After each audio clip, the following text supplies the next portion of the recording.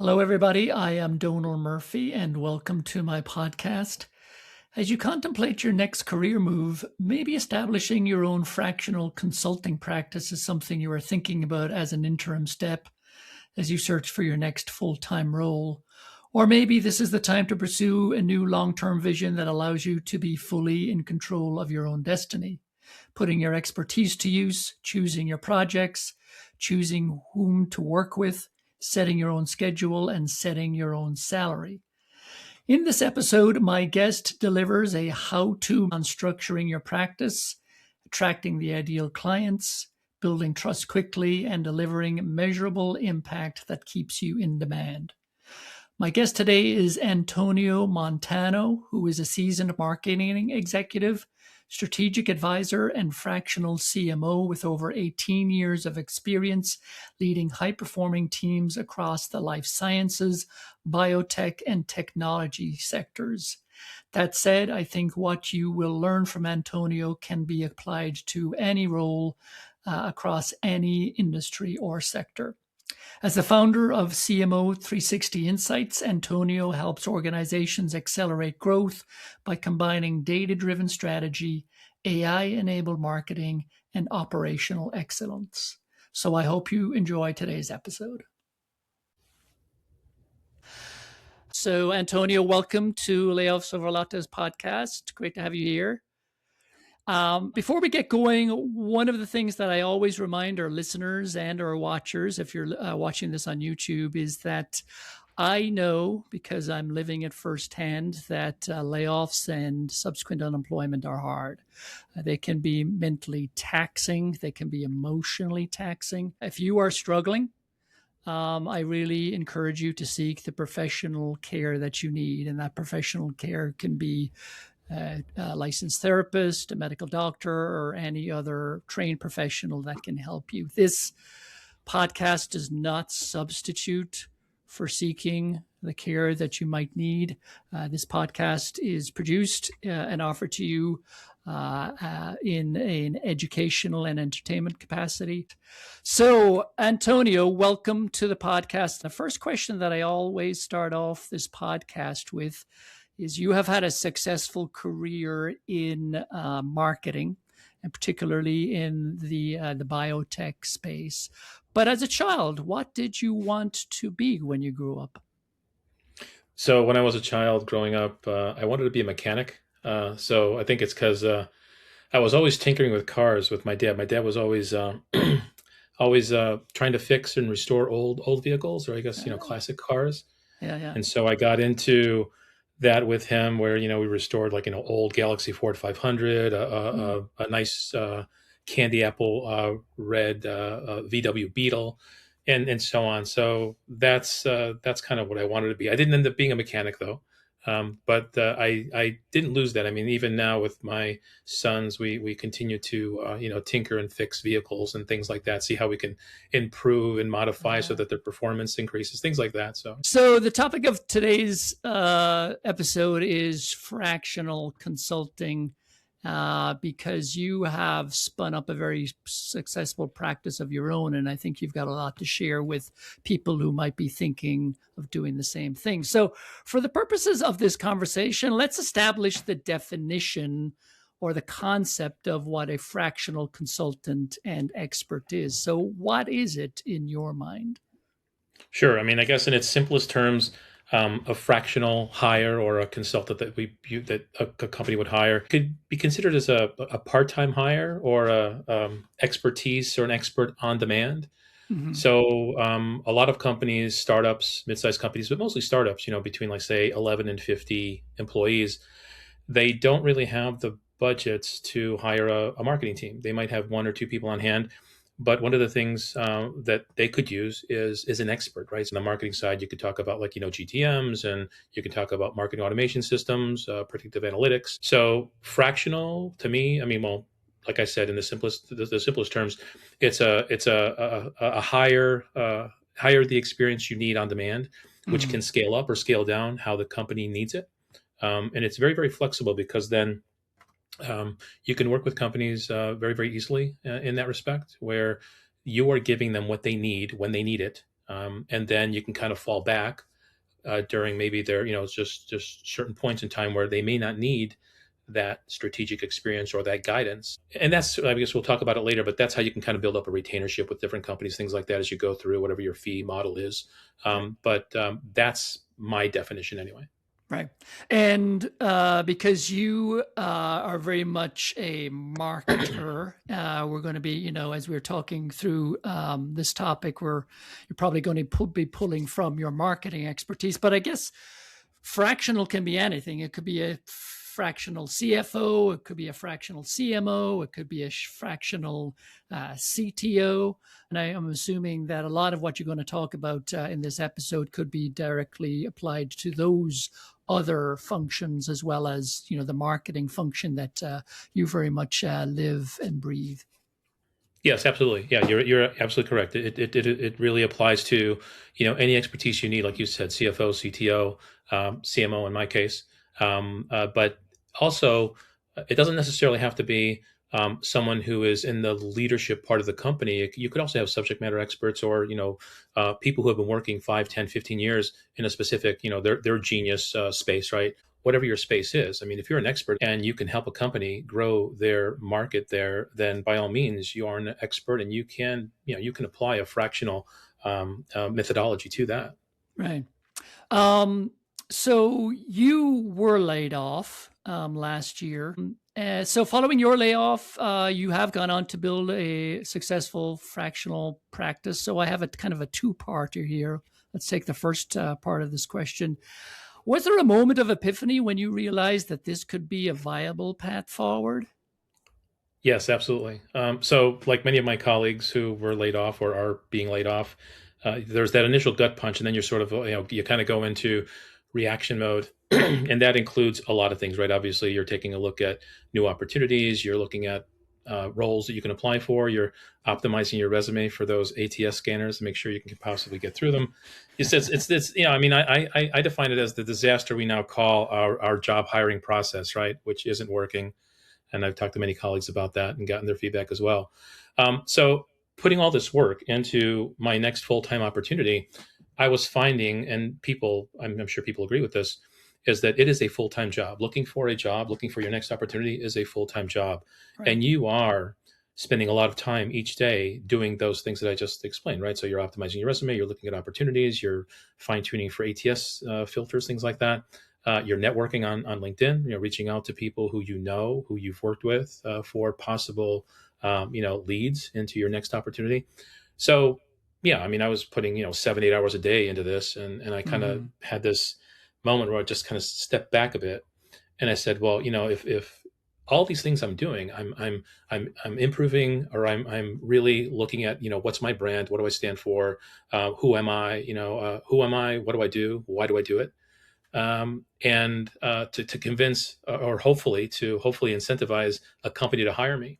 And then I said, well, you know what? I don't really have to do that right now. Why don't I put half my time into doing what I'm doing now, and then seeing what I can do as far as on my own, trying to build up a consultancy, possibly trying to land some contracts instead of going for a full-time employment. Mm-hmm. And that's when it just sort of started to roll together, where I could do a lot of these things, and a lot of what I do, the expertise that I've accumulated over the years through a lot of different companies. That's all really, really valuable information that not all companies have on hand, especially like, startups, things like that.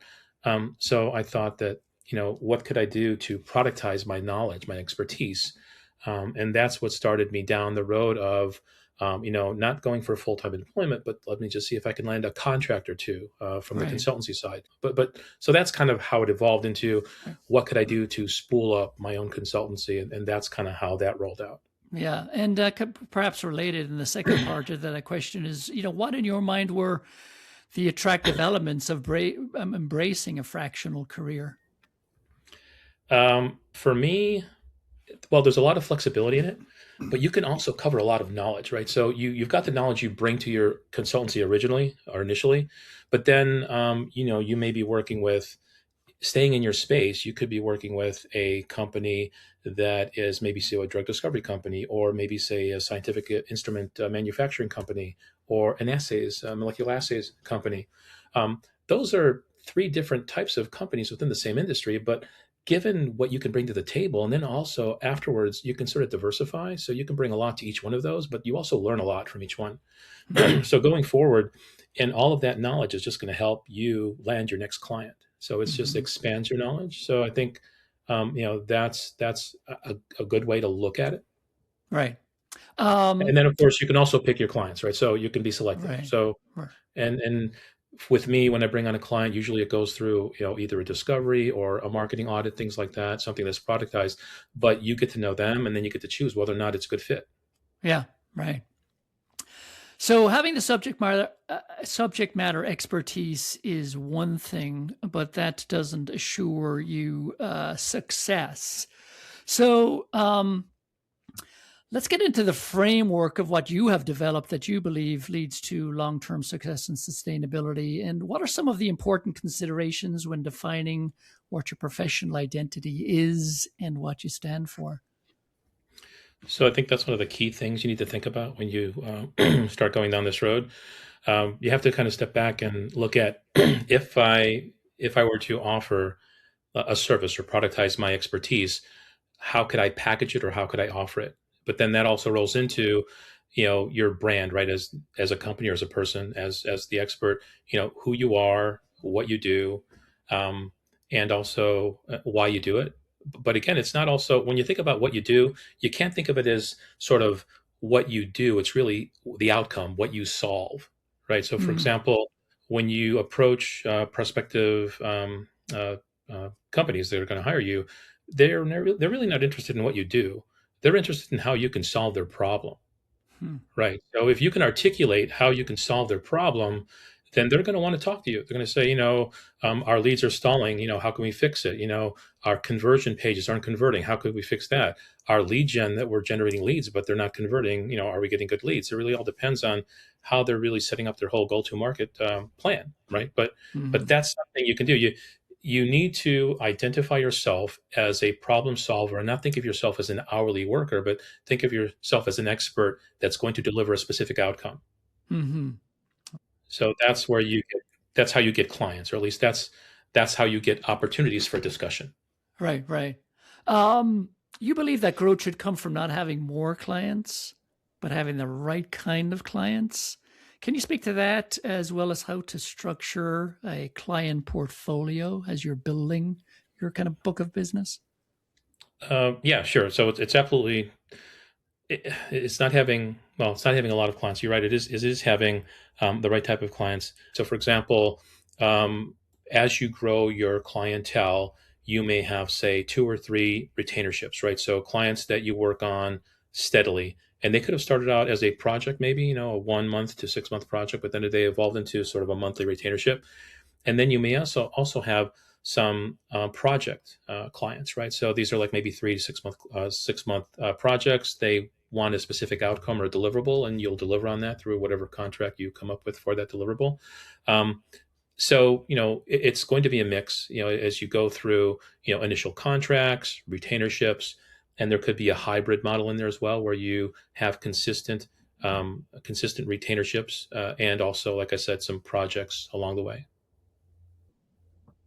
Kind of sticking with this for a second, though. But in terms of the kind of the flavor, for the want of a better word, of the clients that you pick up, did you have a sense of when you started to put yourself out there as a fractional CMO that there was a particular flavor? I know that you had talked earlier about startups and mid tier companies, and I know that you've spent your career in biotech. Um, but was there a particular flavor of client that you knew that you wanted from the get go, or did that kind of evolve as you started to get your initial fractional work and then figured out, I actually don't like doing that. I would prefer to do more of that. How did that evolve for you?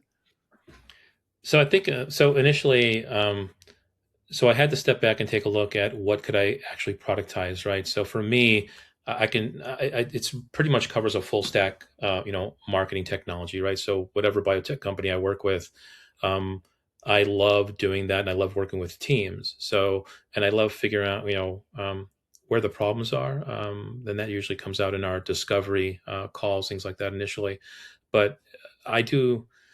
I like to do a lot of the listening during my discovery call, so I really take in a lot of what the client needs, Hmm. and so and when I guess when you go through discovery, you get a this is your opportunity to kind of read the room, right? Hmm. So as you're working with the client and the client uh, discusses with you know what the problems are, what they've done, you can get a pretty good read of the company and the company culture of how they're speaking and whether they're a collaborative group or whether you know they're a team that just sort of tells you know does whatever they're told. Those Hmm. are the teams that I really don't like. So um, with most of the companies that I've worked with in the corporate world so far before I got laid off, I had the extreme pleasure of working with teams that really shared, learned together, and there was a lot of mentoring there. I wanted to Hmm. make sure that my teams always had all the tools they needed to succeed. And then in turn, you know, as they learn, they're sharing with the team. So for me, when I pick a client, and as I said, you know, while I read the room, you definitely want to work with, or at least start working with, companies or clients that are very, very collaborative, right? And they're honest with what they're saying, right? There's no, you know, when you're talking about metrics and you know, say, oh, our marketing team is doing great, things like that.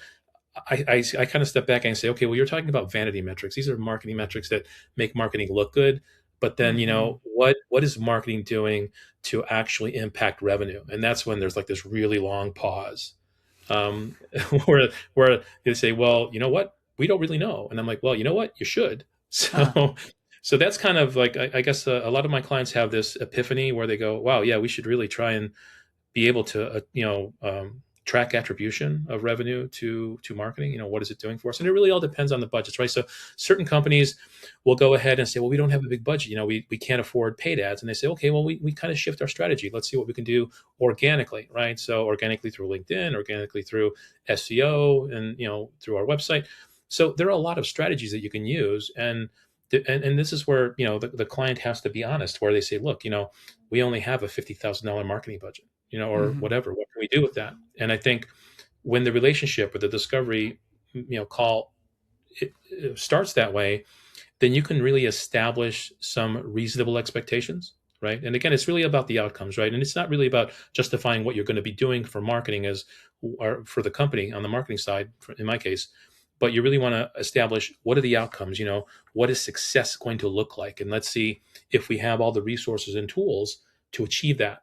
And I'm Hmm. just as honest on my end, right? If I'm not gonna do any kind of a fluff speech with the client and tell them what they want to hear. I'm going to tell them what they need to hear, right? And Hmm.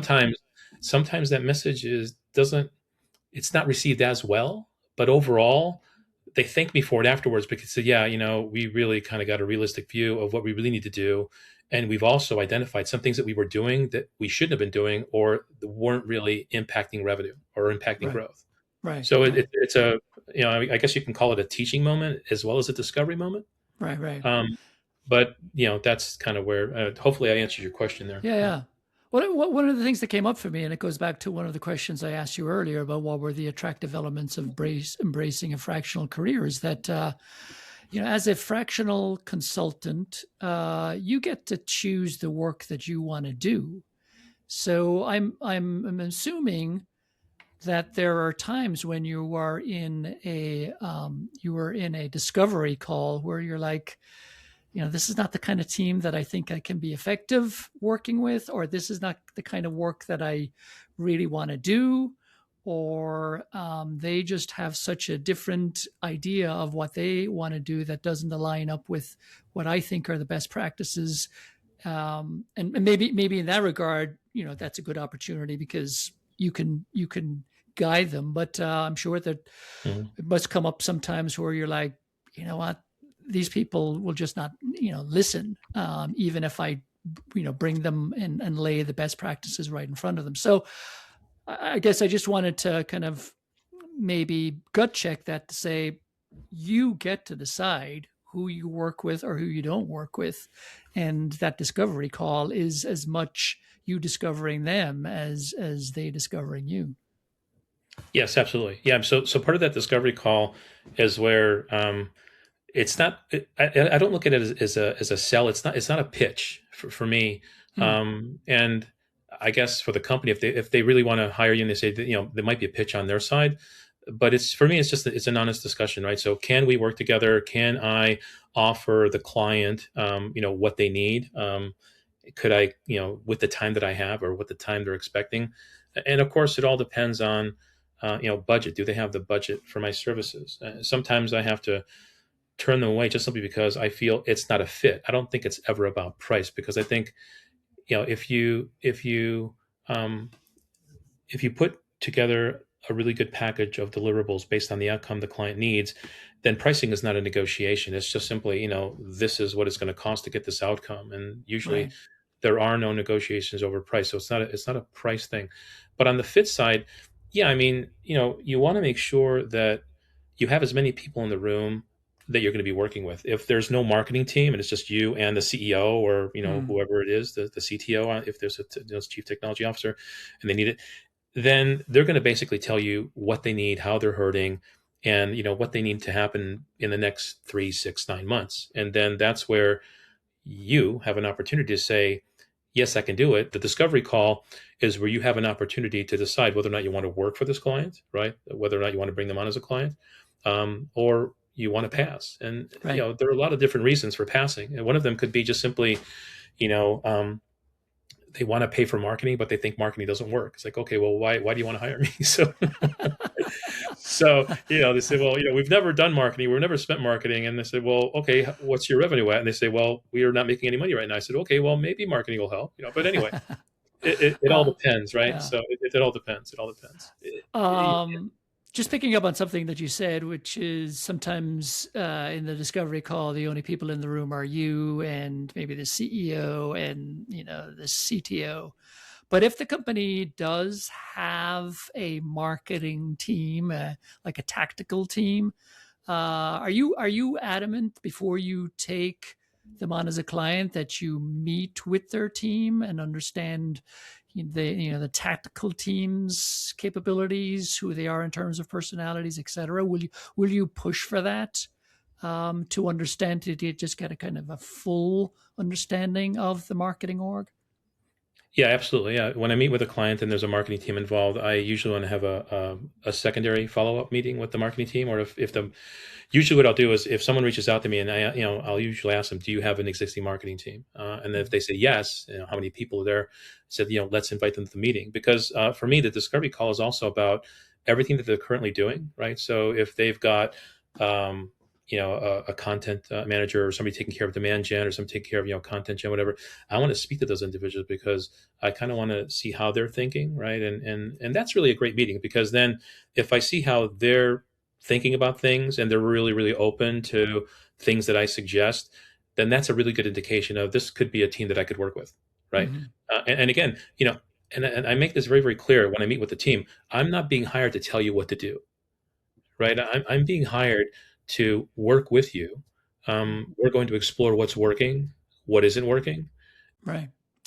So, as a fractional consultant, you are a one person team, although you did talk about, in certain projects, maybe you bring in a content person or maybe a design person, but you, as the person running your own practice, you're a one person team. You're the expert, you're the salesperson, you're the marketer, you're the finance and payroll department, and so on. So delivering the necessary results for your clients is important, but I'm sure standardization and repeatability are equally important so that you can build a sustainable business and you're not recreating the wheel every single time. So what are some of the things that people should consider templatizing and standardizing as they are developing their practice? So definitely take advantage of tools that will help you scale. Being a one person or two people in a company, you want to make sure that you put most of your time towards things that will help you move forward and not things that bog you down in just getting things done. Because then every minute or hour that I have to do that, I can't work with my clients. Hmm. But you also need to make sure that, like you said, you talked about templatization. So whatever your offering is, whatever your service offering is, you need to make sure that you can productize it. And at the same time, you can productize it and actually deploy it pretty easily.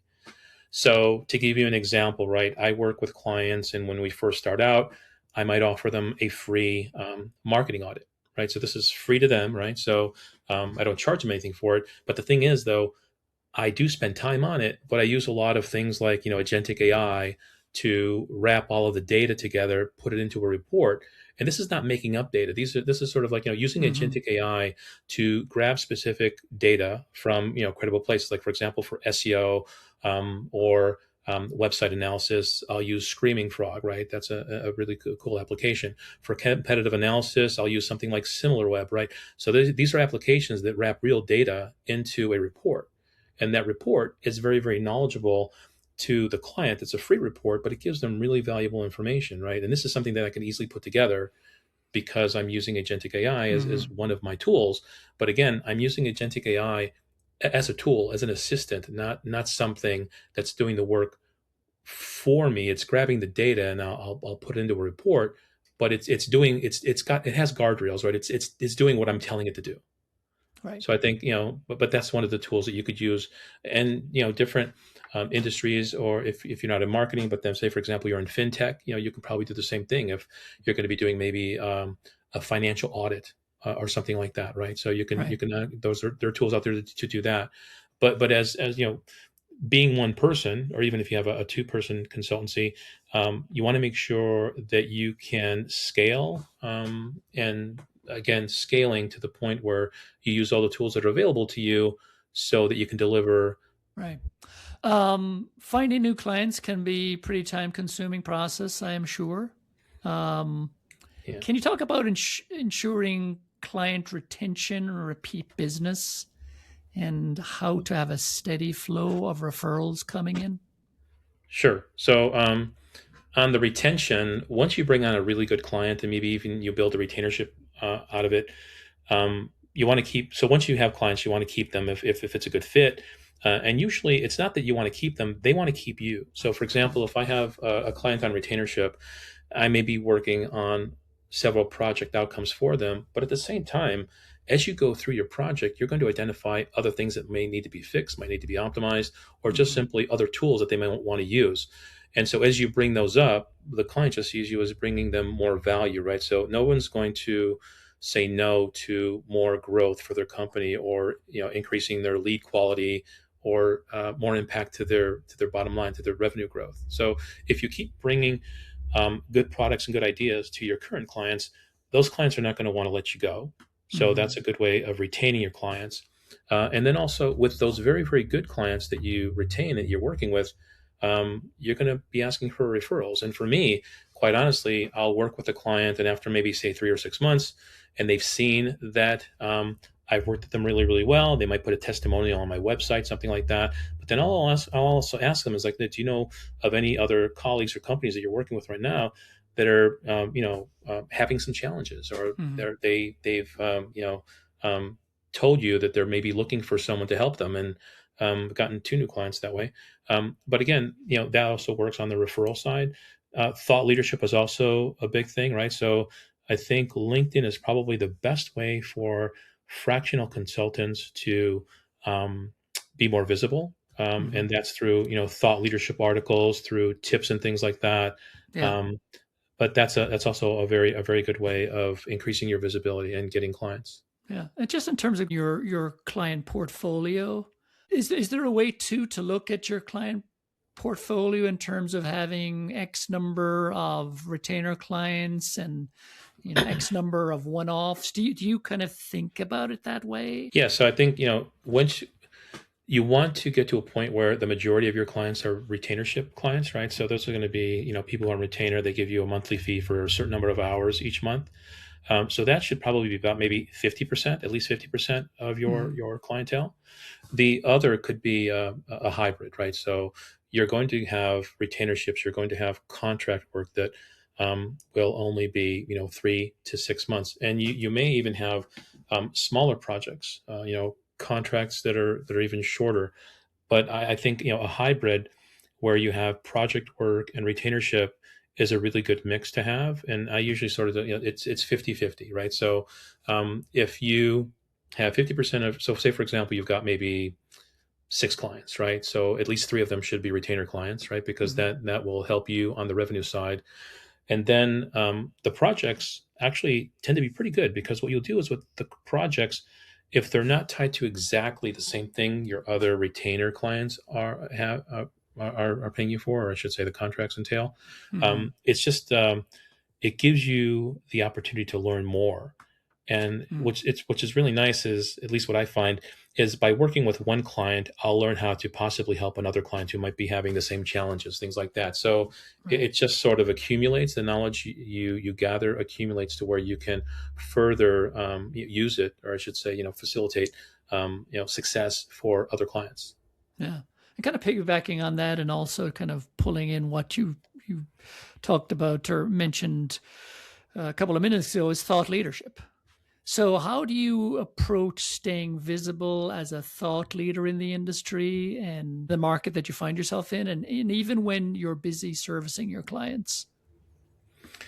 That's a really good question. So it's definitely, I don't want to say it's time consuming, but you definitely have to schedule and be consistent, right? So for thought leadership, you want to at least establish one weekly check in with your audience, right? For me, I've got a Monday newsletter that goes out on LinkedIn, and I try and talk about a few things that are going to be helpful to people that are in my space, or even companies who want to, take some Right. ideas and things like that, steal the methodology, whatever, use them as they will. And that's good. So you should at least have one type of newsletter or something like that that is posted the same time every week, because that consistency gives you momentum. Right. And it also builds in some sort of routine, right? So for me, for example, I've got my Monday newsletter, and usually what I'll do is I'll do like a Friday reflection, right?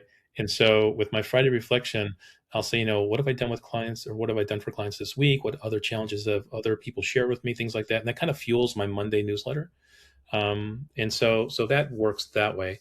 But again, at the same time, you might also want to, and I do this, where I will go ahead and publish maybe like on Tuesdays and Thursdays, just an article that has nothing to do with the newsletter, but again, it could touch on certain points, like for example, the evolution of Martech, right, or what's going on in AI with Martech, or things like that. So things that could help my colleagues and other companies that might be seeking that type of information, and that in itself is really good, because it expands your visibility.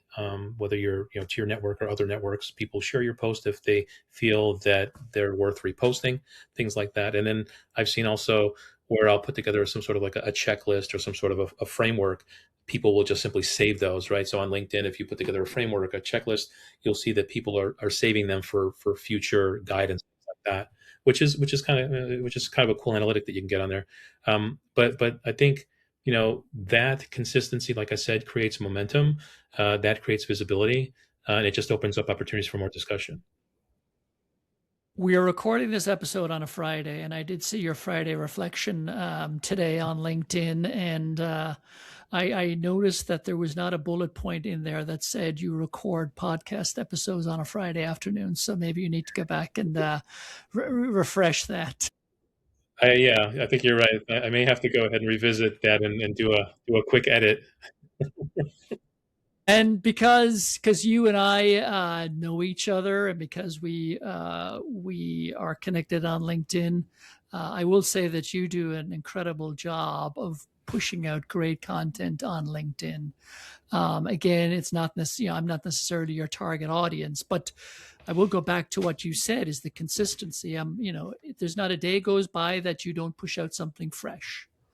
And I know that you have your Monday 360 CMO Insight newsletter, but throughout the week, you're posting something new and something different, and I'm sure that has gotten you clients. Because if you're being as consistent as you are and putting out, valuable insights, people are seeing it and then reacting to it and wanting to talk to you. And again, you can confirm this, but I do think that you have garnered clients because of what people have seen you post on LinkedIn.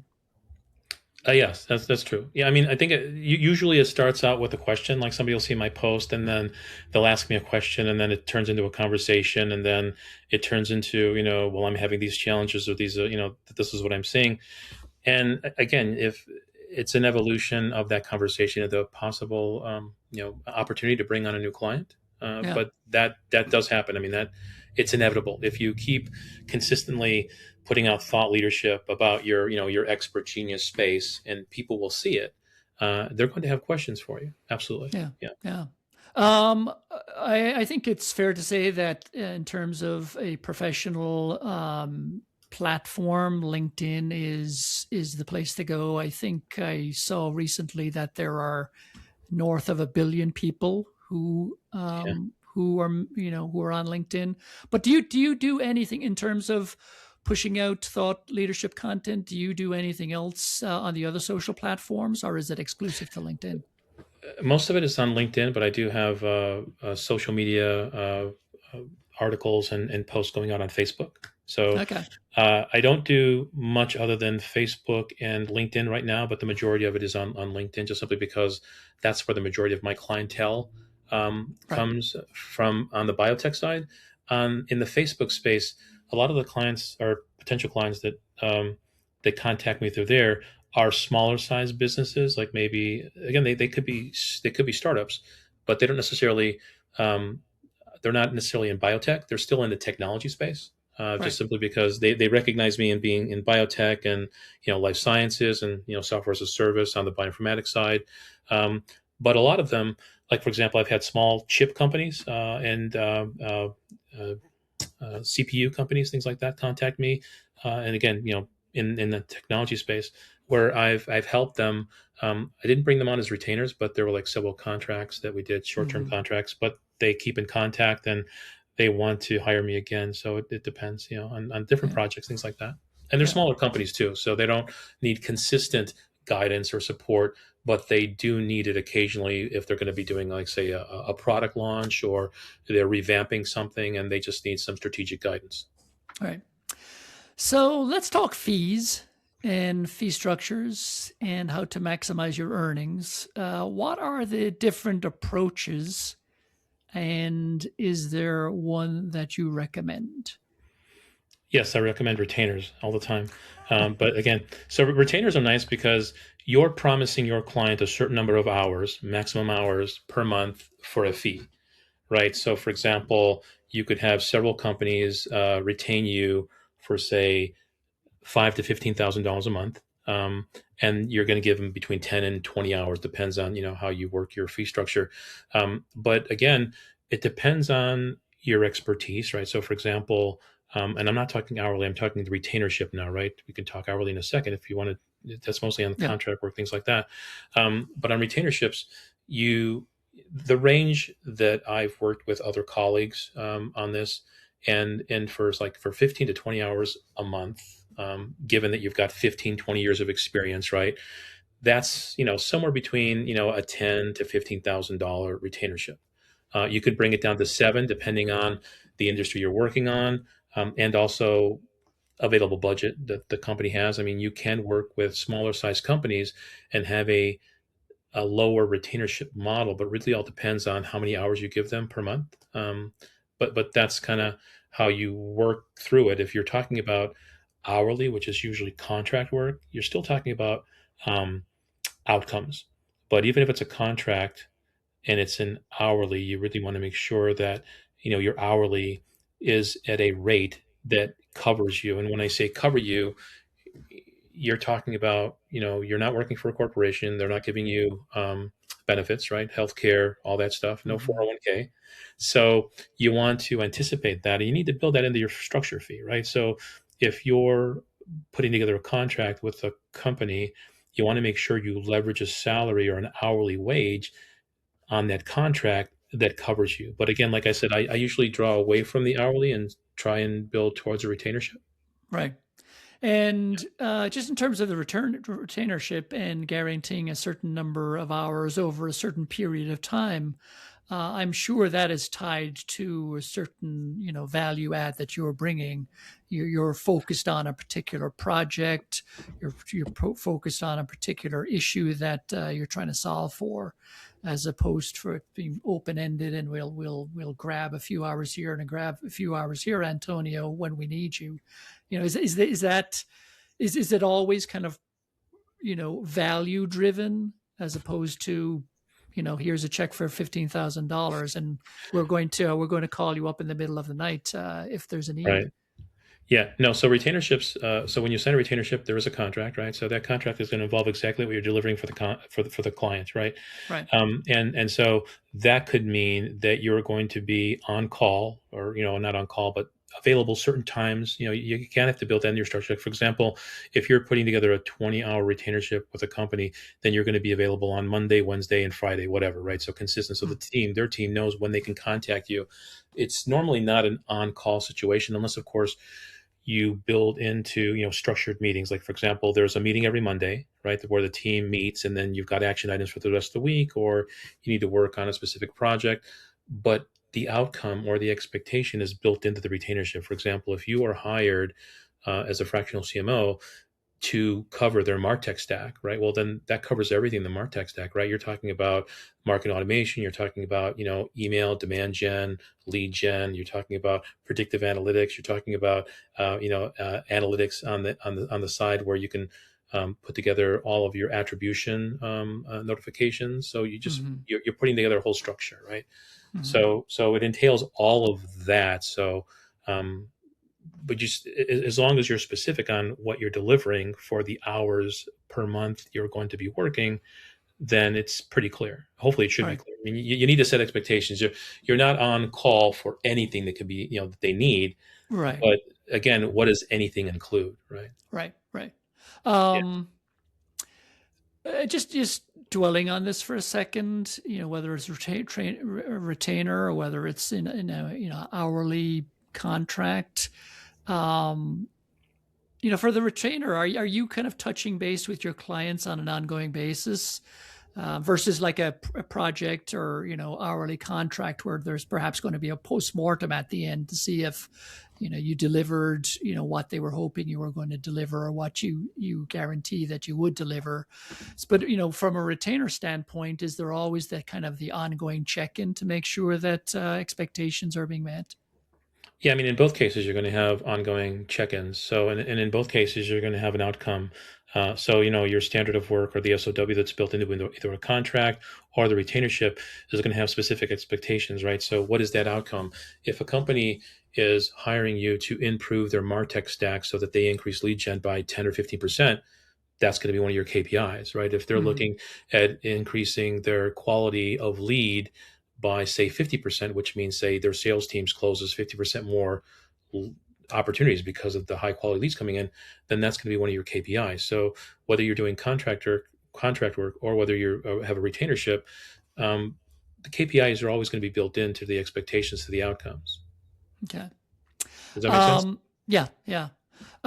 So we're kind of gliding out of this episode. A few last questions. Going back to the idea that you're a one-person team, how do you advocate for yourself to yourself? And what I mean by that is how should you keep up with your own professional development, make sure that you're continually bringing new learnings and services to your clients, and staying kind of at the cutting edge of your knowledge base? So you do a lot of reading. No, just kidding. Actually, you do a lot of reading. But so, I mean, one of the advantages is that you're working with clients every day, whether and you're learning from clients every day. And part of that learning is the challenges that they're going through, the things that they want to solve but don't know how to solve them. And so from that, um, if you don't know how to fix it, then you go learn and figure out how to fix it. And so that fuels a lot of your reading and upskilling. So in the past year, I think on the agentic AI side, I've done a lot of reading, a lot of studying, a lot of certifications, just simply because a lot of my clients now expect that, right? So they say, okay, we've got a CRM, whether it's Salesforce or HubSpot or whatever. How do we build in or roll in predictive analytics? Well, you need to know how to do that, right? So you need to know, who does that, demand base or Sixth Sense or whatever type of tool you can roll in to their CRM to give their marketing team and sales team an advantage on how to, not how to, but to better close those leads or to get more insight into what's going on with their lead funnel, right? So that you can affect funnel velocity, whatever.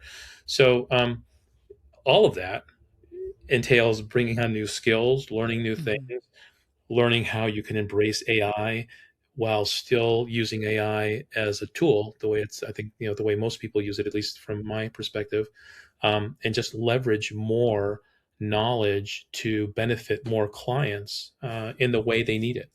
Mm-hmm. Do you quantify that in your week? I know in your Friday reflection today, I think one of the bullet points or one of the things that you do on a Friday afternoon is reflection. Um, Yeah. do you quantify the amount of professional development hours that you give yourself on a weekly basis or a monthly basis? Do you get as kind of granular as that? Maybe not as granular, but definitely consistent, right? So I definitely have a certain amount of time that I block out of my calendar every Friday to just sort of like you said, reflect, but also take a look at my week, right? So what have I done for my clients, and where do I feel I may have fallen a little bit short, right? So what do I need to upskill, or what do I need to learn about, or how can I better, provide for my clients next week, next month, next year, whatever. So that has a lot to do with it. But you're right. I mean, I do block time out for myself, usually on Friday or sometime over the weekend if I don't get a Friday. But the weekend for me is really time for my family. At least I try to spend a lot of time with my family, so I try not to break into the weekend.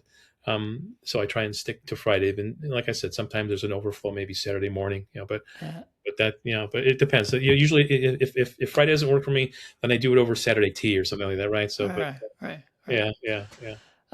One of the last questions I have for you is that would you ever go back to corporate?